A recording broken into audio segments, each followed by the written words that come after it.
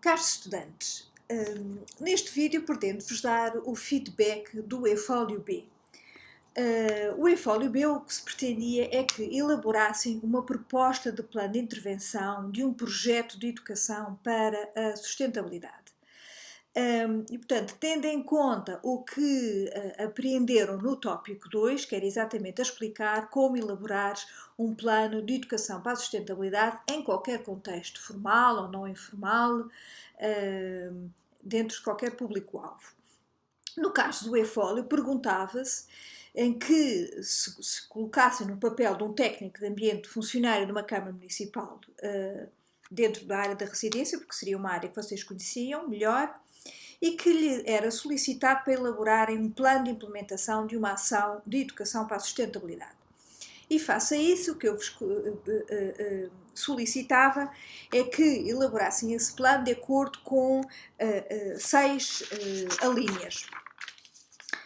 Portanto, na primeira alínea, que valia 0,25 valores, era tão simples como indicarem o título do plano, ao título do projeto que queriam propor para fazer uma ação de educação para a sustentabilidade.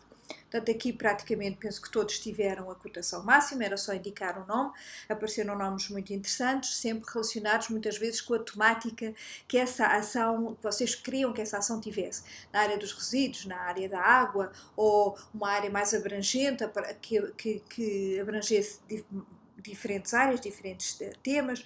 Por exemplo, só a título de exemplo aqui um tema que gostei muito, que se chamava Surfando a Onda da Sustentabilidade, obviamente ligado com a temática da conservação da natureza ligada às praias.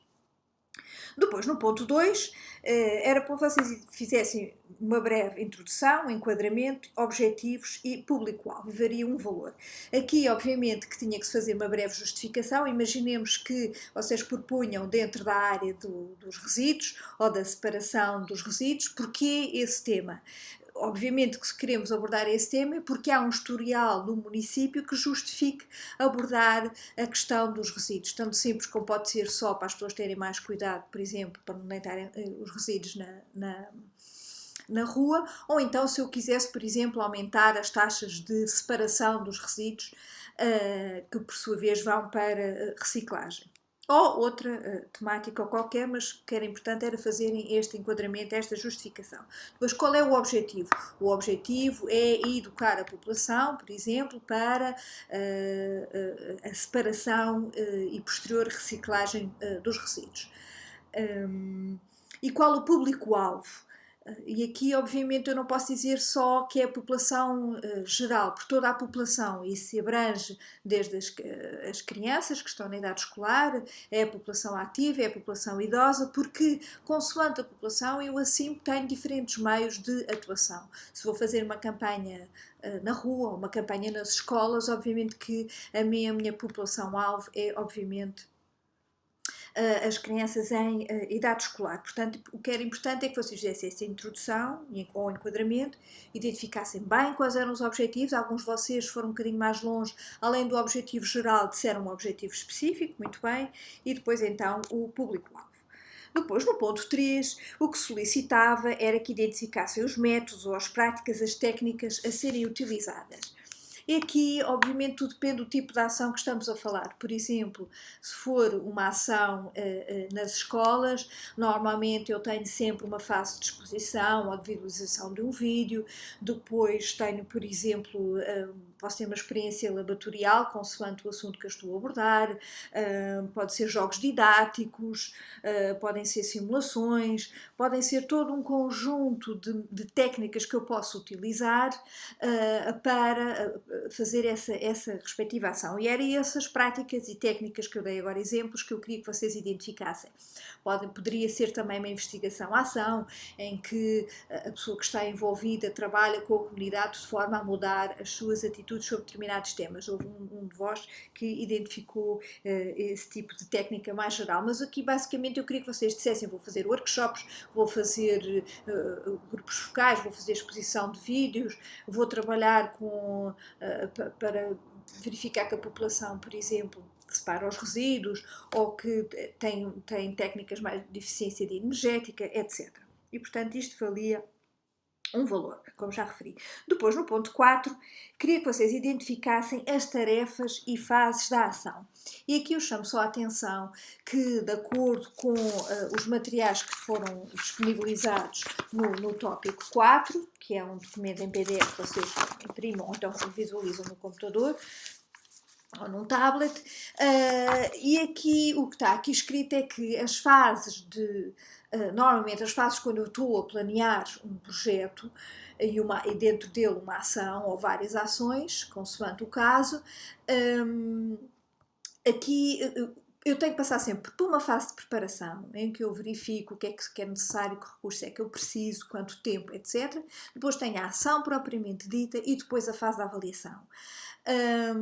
E aqui muitos de vós a fase de preparação de alguma forma estaria implícita, mas não consideraram a fase da avaliação e que normalmente, e como está escrito nos manuais, no guia de apoio, a fase da avaliação é das mais importantes, porque se eu não, à partida, não planeio uma avaliação dessa ação, eu não sei se ela de facto foi bem sucedida ou não.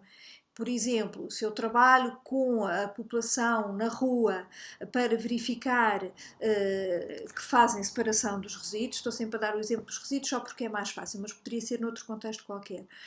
Eu tenho que verificar se de facto depois da ação, depois de eu ter trabalhado com a população sob determinado tempo, onde está a ocorrer todo o projeto, com uma ou várias ações, se de facto a população mudou as atitudes, eu posso fazer isso através do inquérito, ou então através da mudança dos comportamentos em que eu vou verificar se, por exemplo, a percentagem de resíduos que é separada é agora maior face ao anteriormente.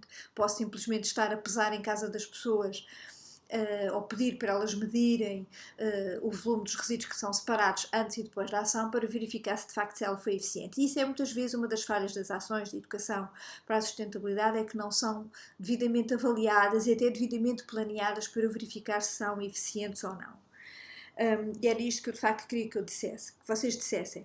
Dentro da ação propriamente dita, muitos de vocês fizeram e muito bem, que primeiro é uma visualização de um vídeo, depois é jogos, depois é um workshop, consoante a situação de cada um de vocês identificou. É saídas de campo, obviamente tem que ter normalmente uma lógica, um encadeamento para se conseguir atingir os objetivos pretendidos. Portanto, isto ali é um e-mail. Depois, no ponto 5º, era pedido que vocês identificassem os recursos materiais, humanos e financeiros necessários, ali um valor. Aqui, eu queria que vocês identificassem, alguns de vocês identificaram muito bem através de uma tabela, referindo, por exemplo, os recursos que eu preciso de lápis, canetas, preciso de um vídeo, um retroprojetor, portanto, é tudo o material que eu necessito para poder fazer as ações. Sacos, etc. Tudo depende do objetivo.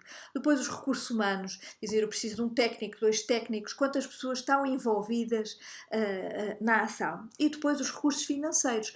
Aqui não era obrigatório que identificassem exatamente que eu preciso de 500 euros ou identificassem um quantitativo, alguns de vocês fizeram e muito bem, mas não era necessário chegar a esse ponto, porque às vezes pode não ser fácil fazer essa quantificação, mas pelo menos dizerem que é preciso adquirir ou ter disponível um projetor e que esse pode ser financiado através de ou ser emprestado, ou que muitos de vocês identificaram, por exemplo, patrocínios para apoiar, por exemplo, vocês identificou que era uma ação para tornar os edifícios públicos mais eficientes, e então aí, energeticamente, aí era necessário mudar as lâmpadas, portanto havia um custo associado à mudança dessas lâmpadas.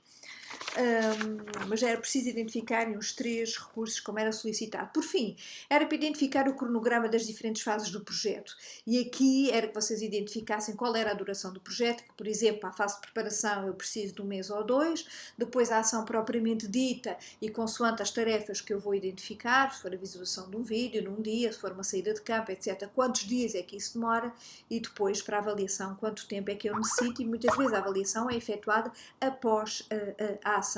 Podiam fazer isso, muitas vezes os cronogramas fazem-se através de uma tabela, em que eu tenho em cada coluna, por exemplo, os meses ou semestres, ou consoante, ou dias, consoante a duração, e depois em cada linha eu coloco cada uma das fases e indico a primeira fase dura no primeiro mês, segundo mês, etc. Mas também podiam fazê-lo por texto corrido.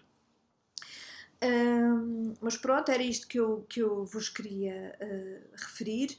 Eu tinha pedido nas notas que, obviamente, estas ações, quando estamos a falar em educação para a sustentabilidade, elas devem ser, tanto quanto possível, integradoras, interdisciplinares, embora não abranjem, por exemplo, falam só da temática dos resíduos, por exemplo, mas têm que ter em conta, quando eu falo o resíduo, que ele tem, que é um valor, é um recurso, tem um valor económico, etc. E não ver só, por exemplo, a componente ambiental. De qualquer forma, estão todos de parabéns. Todos os que fizeram o eFólio B, peço desculpa, obtiveram aprovação para agora ir a PFólio. Quero desejar boa sorte a todos, quer quem vai a PFólio, quer quem vai em exame, e qualquer questão podem ainda colocar. Boa sorte para todos e continuação de bom estudo.